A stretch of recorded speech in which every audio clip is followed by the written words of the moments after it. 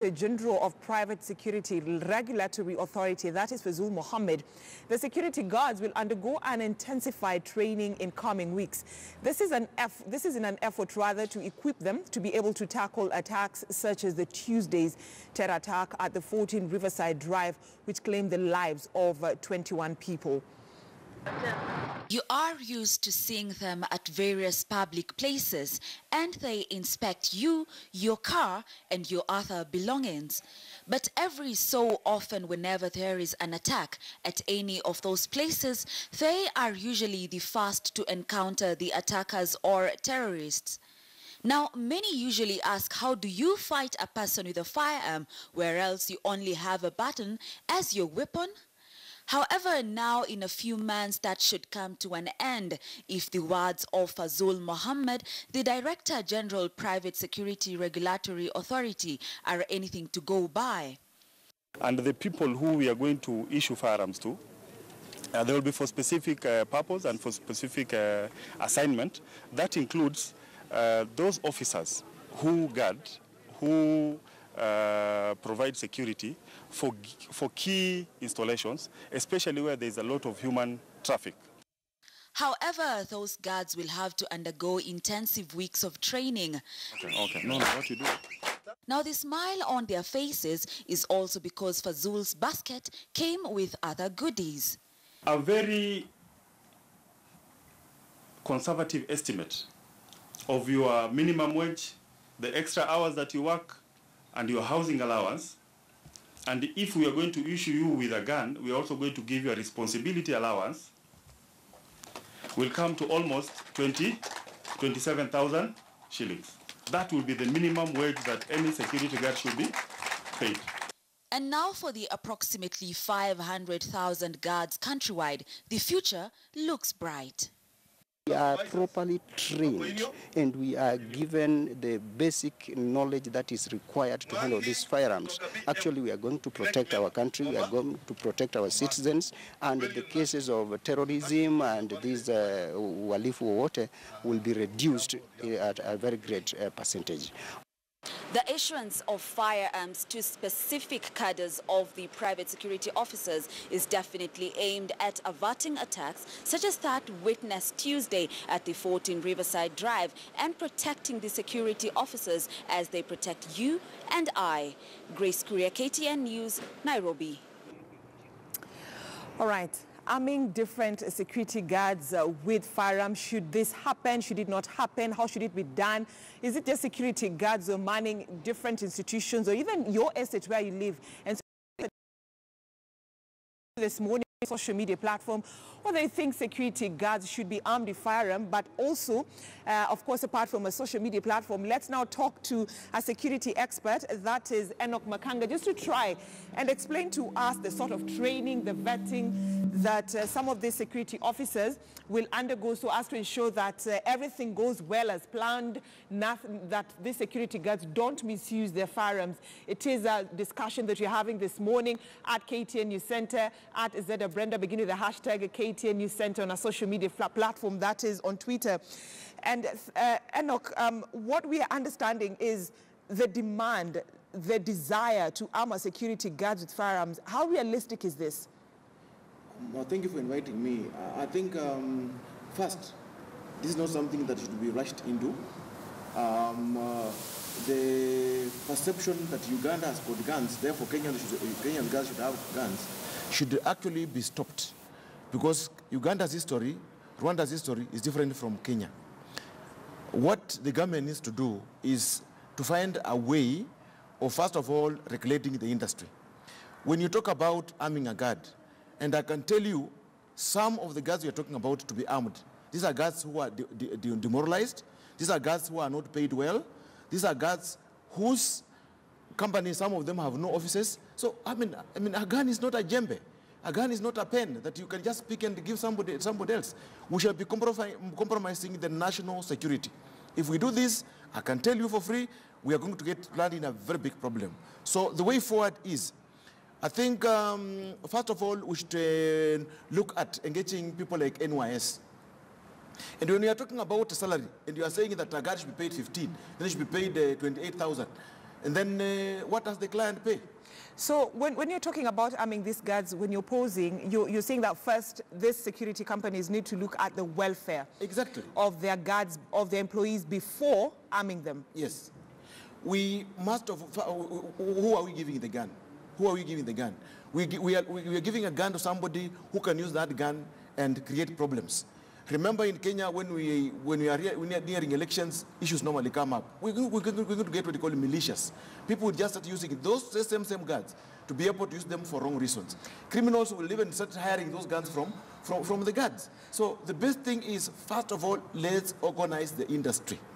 Let's have this industry, because the industry has got so many security companies. We are talking around 500 plus. 500 plus security companies. Yes. Which begs the question, there needs to be vetting and training. So how should the vetting process be done when it comes to arming these security guards?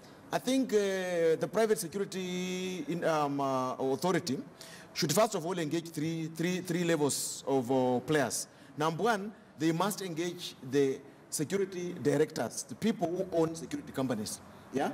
Let them understand how the business is done. You cannot just give a pedestrian statement and say, the guards have to pay 28,000. Currently,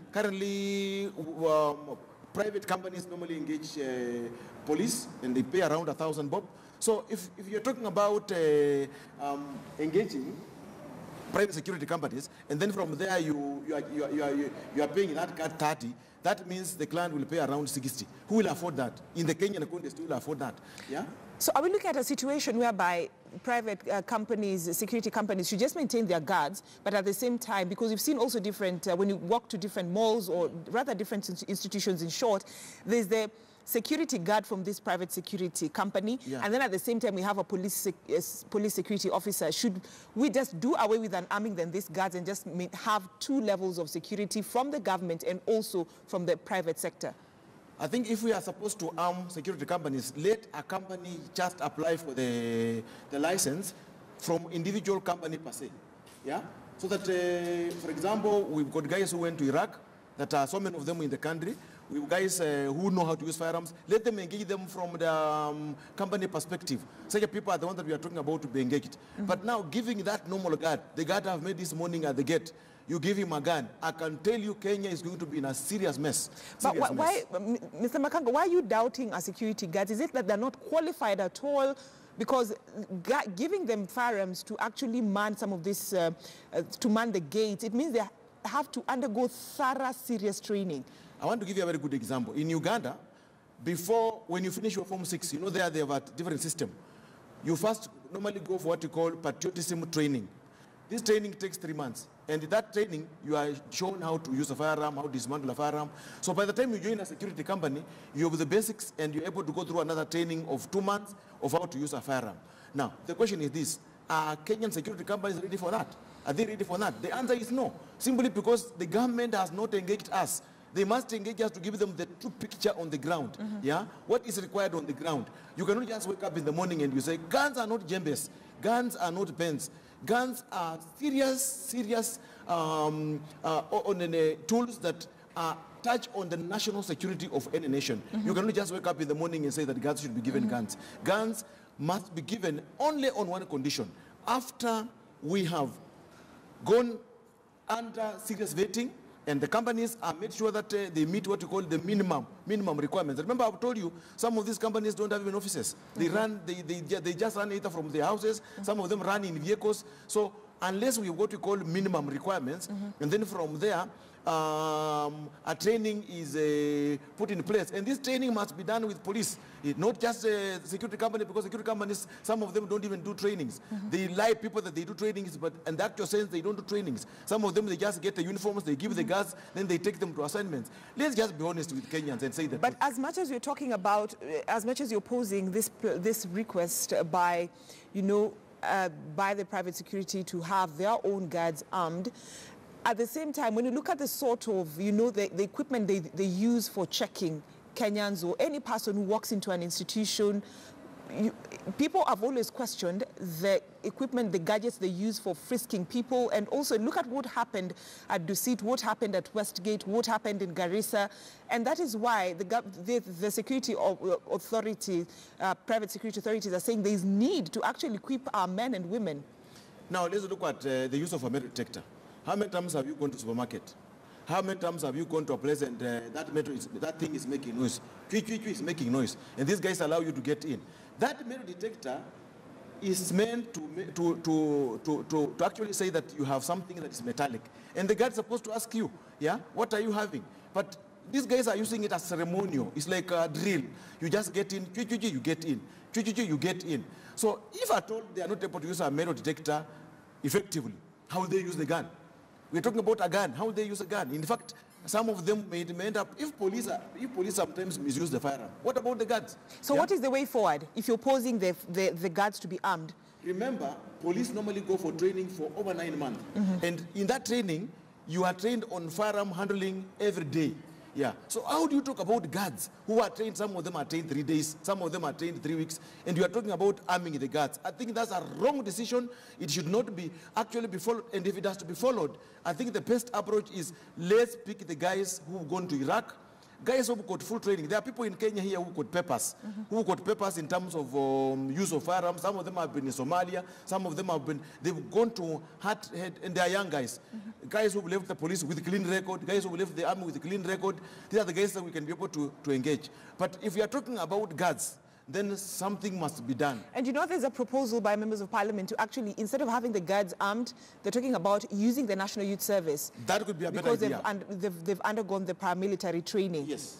That is the best idea. That's the best idea. But how realistic is this? Will security firms be ready to pay this NYS graduates the amount they're supposed to be paid? Now that's where the rubber meets the road. So when you talk about picking guys from NYS and you don't pay them well, and then you are giving them, if at all clients are informed, because at the end of the day, you cannot talk about what you pay and you're not talking about what the client pays. Because these are two things here. For example, now security companies are paid around 30,000, some of them are paid 25, and then somebody is talking about paying the guard 30. So are you doing Red Cross? Will you be getting money to be able to pay the guard? These are things that must be discussed at a very advanced stage. Engage people who are playing the game. Yeah. Talk to security owners, the company security owners. Talk to security managers. Security managers are the ones who do the budgets. He is told, can you look for a security company that is able to pay 30,000, that's able to pay 25,000, and the worst victim that pays very badly is the government. Yeah, go to people like NHIF, NSF, this government parastatus. They are the ones that are engaging the poor paying security companies. All right. Yes. And should this proposal be passed, who do you think then should be armed, the guards? Is it guards who are manning offices or let's say the malls, or is also guards who are manning estates like the courts where people stay? Who should be armed? You cannot take guards who are manning courts to have guns. We want what we call the high risk areas. High risk areas includes hotels, includes banks, includes embassies. Because in Uganda, or let me say in Rwanda, in Ethiopia, guards normally who are armed, you will find them in the banks, you will find them in shopping malls, high-risk areas where the risk is very high. But in a place like some hotels where the risk is not very high, I think for the hotels what they need to do is just to improve their physical security. Some hotels are just joggers, serious joggers, yeah? You go in a hotel, you look at how they are doing the security, and you just laugh and say, wait a minute, I think we are just being protected by the blood of Jesus. So we must wake up and know that these guys are here. The threat is to live with us, and if we have to live with us, then let's also improve. Let's not talk about the government. I think the government has played its role. Let's actually improve our institutional security, and then from there, I think things will change. So how do we improve it? Our institutional security. First of all, just even before these guards are armed. First of all, we've got security managers. We've told security managers, think outside the box. Be a modern security manager. Be a manager who can be able to know what's happening globally, what's happening in the region. Yeah? Then from there, come up with the institutional security mechanisms that they can be able to make staff feel they are safe. What's happening is that there are security managers who are still living in the Vasco da Gama era. They have not been able to embrace technology. They've not been able to embrace new security measures. These are the people who are saying, please wake up. help the government to be able to improve security. So how do you do it? Can you just make sure that you are able to put in systems that are able to meet the current security dangers or problems that every organization is having? Then the government can be able to give you. The government cannot send policemen to your organization. It is your duty as a security manager to be able to come up with good security measures. But as much as you're blaming security managers and some of these guards who frisk Kenyans in different institutions, Kenyans are also supposed to be blamed for security checks, because at some point you go to the malls, you see a security guard actually begging a Kenyan, can I check your handbag? Can you put your phone here? Can you remove your belt? Because it's made the warning sound. But Kenyans are like, you can't just do that. It's because of the culture. No, Kenyans, we have a very bad culture.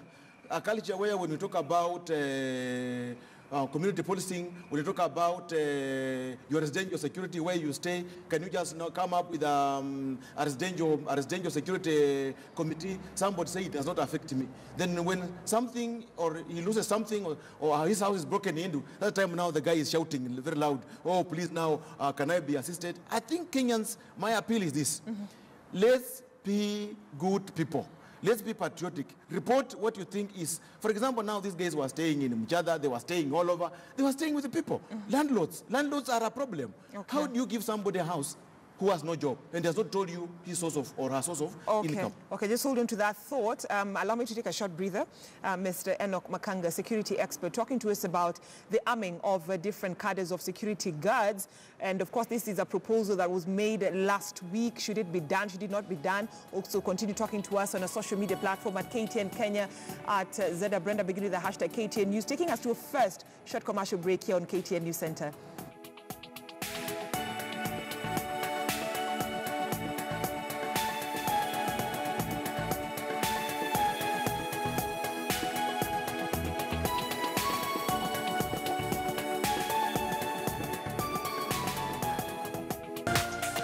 This is KTN News.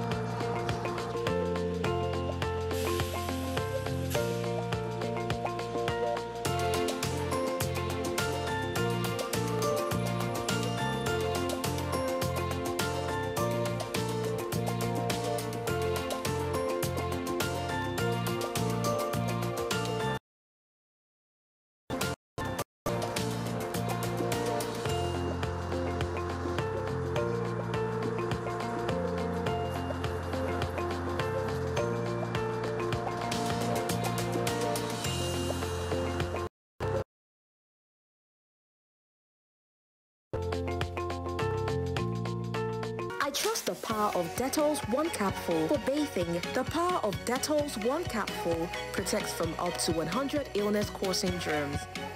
Dettol, Kenya's #1 antiseptic for fighting germs. Become a powerful Kenyan mom with Dettol. Be 100% sure.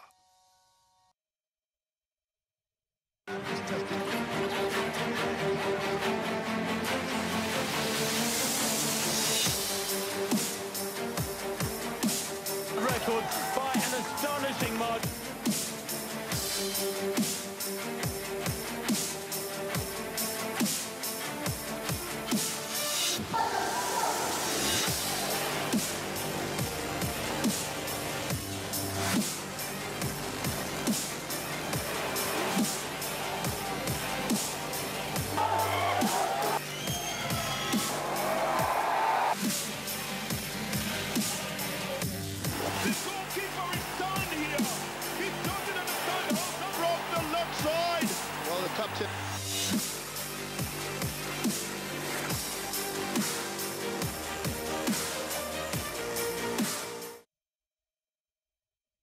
Mtazamaji mpendwa, mwaka wa 2019 umewadia. Katika sekta ya elimu basi kipindi cha Dau la Elimu huwa kikikuachi nyuma. Wazazi, walimu, wanafunzi wote katika Jamhuri ya Kenya wanajiandaa kwa muhula huu mpya. Kwa masuala ya elimu zaidi, mpenzi mtazamaji, usikose kujiunga nami Frank Otieno katika kipindi cha Dau la Elimu kila Jumamosi.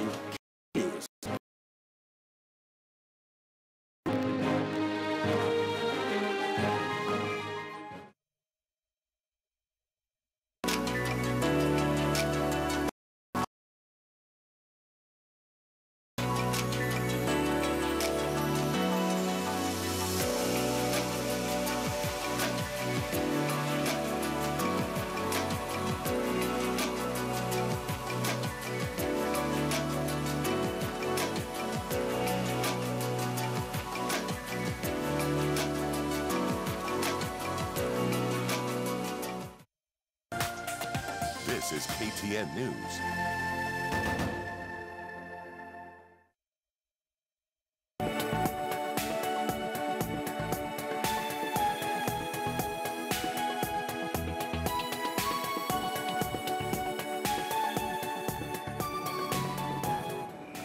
This morning in our studio, we're talking to Enoch Makanga, security expert, when it comes to that proposal that was made last week by private security companies that their guards, guards of different cadres need to be armed with guns so as to fight insecurity in the country.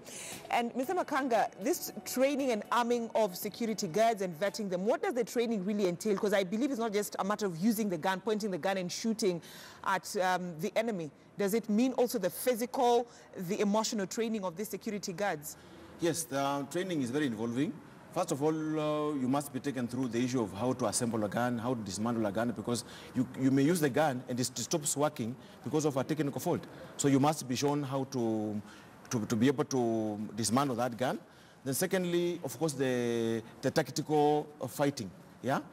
Suppose you've met these people and people are shooting at you, how are you able to also fight back? Because you can't just have a gun and you've been trained how to use it and you don't know the technical part. So the whole thing involves a lot of serious physical training, emotional training, and it does not take a month. It does not take a month. At least the minimum Kenyan can be able to produce serious security officers who are trained on how to use firearms is 3 months. So when you talk about serious physical and emotional training, what are we talking about exactly? We're talking about being trained on how to use a firearm and using it effectively, suppose you are attacked. Yeah? But if we make a mistake of just giving the guns, then what's going to happen? I think criminals will just come and take the guns, and now that will be compromising the national security of the country, which we are saying, if at all that is the route to go, I think picking the NYS, people who have already have of the military, paramilitary training, then just introducing the use of the firearm. By the time they are picked to join the army, the police, or the private security companies, that will work out very well. But should that be done, then on the other side, I think the government must come out very clear to the people who are paying. The people who are paying, the end users. The end users must know that then the cost will have to go high because these guys have to pay the good money. Because if you pay 30,000 to an armed guard, then that means, yeah, the client has to pay 70,000. And that's actually the cost of hiring a VAB executive in Kenya right now, if you want to hire an armed person. All right. Let's talk about the emotional training that these guards might also be taken through. Should they be armed? Yes, the emotional training just makes you courageous. It makes you to be able to respond to a tough situation. For example, you know, there are people who are cowards. Like what happened at Tusit, I mean, you are there with a gun and you see somebody comes, is actually properly armed. You can see the ammunition on his body. Somebody who is a coward will just say, hallelujah, let me leave the gun here, and he takes off. And now, what will it be helping? We're talking about being taken through a serious training and be able to respond in case there's a problem. But if in case that is not done, yeah, then we're going to have a problem. In fact, that's why you'll find that most American organizations normally go to Uganda to pick armed guards. Most of the guards in Somalia, in Jordan, they are from Uganda because these guys are trained at a after Form 6, you already know how to use a firearm and you already know how you are able to respond and you can be able to survive in a tough terrain. But for our Kenyan scenario, the guards, there are very few companies that actually train guards. The normal training, we are talking about the normal guards training. And that's why you find some of these guards have a problem in customer service. Some of them have very poor interpersonal relationship. He doesn't know how to engage a client. It's simply because they've not gone through what you call the basic guards training. Now, if security companies, I'm not saying all of them, some of them have a problem in training their guards to be able to sell to manpower to the private industry. What about the issue of arming the guards? This is going to be terrible, terrible. Okay. Yeah. So are we looking at a situation whereby Parliament is likely to oppose this proposal? I think they need to look at it from the national security and make sure that they come up with, they engage people like us who know what is on the ground. Let them engage private security players, people who actually are the owners of security companies. Let them engage across board, the big boys, yeah, the big companies that have got international funding, yeah, they've got their masters maybe in UK or in other countries, yeah, and then let them engage also the middle level. Remember, the middle level, we're talking about companies that actually are charging 30,000, 28, 27, up to 25. this is actually what a Kenyan is able to afford as an organization.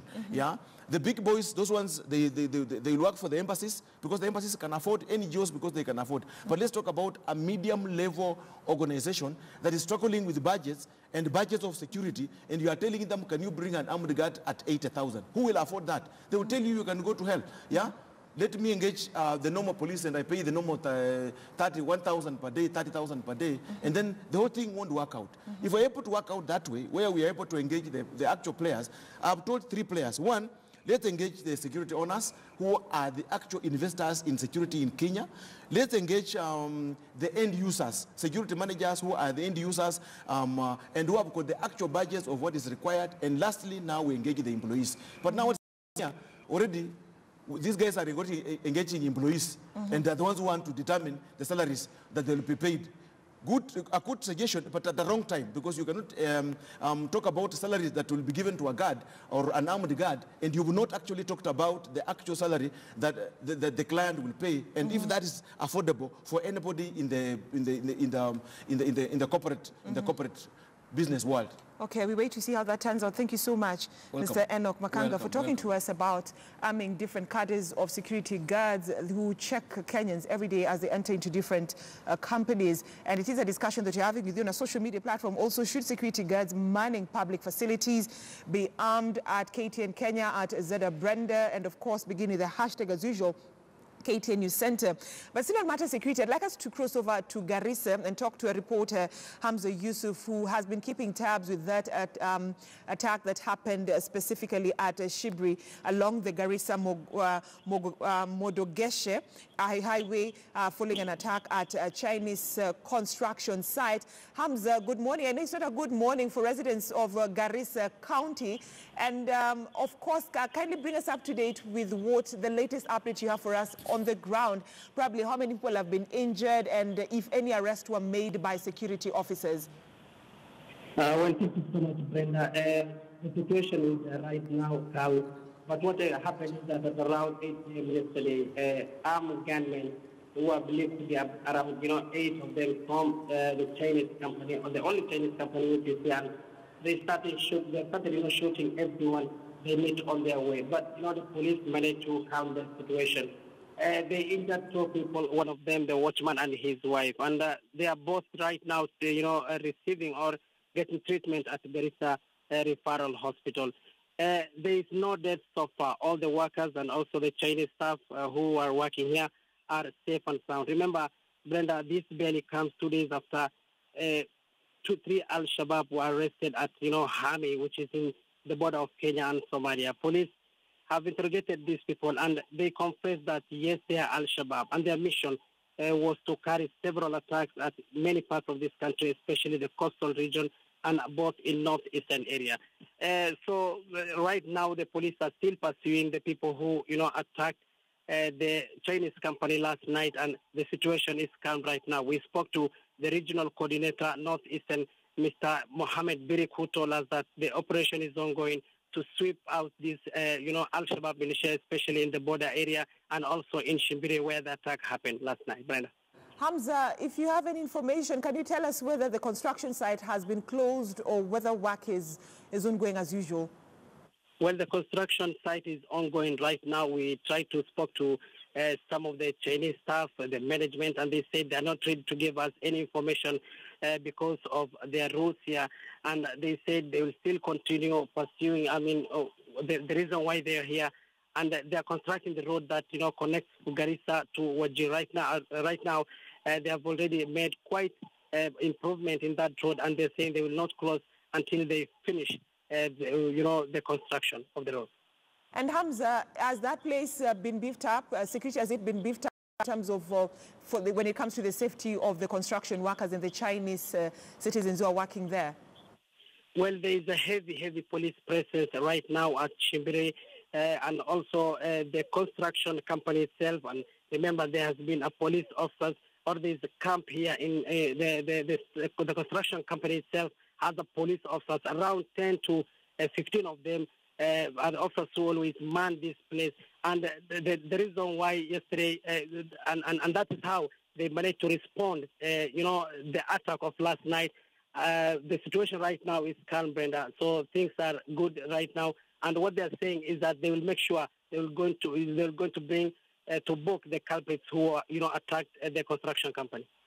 Right, in terms of just before I let you go, lastly, I'd just like to know from you, kindly confirm for us, because we've received different reports, coming from Garissa County that some of these attackers, escaped with serious injuries. How true is that?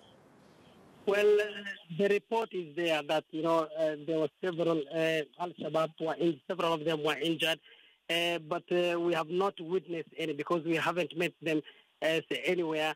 But according to police, what they're saying is that there is injuries of this Al-Shabaab, and that is what is helping them to follow, especially and the place that right now they're said to be hiding is the bush nearby, especially at Chimbire.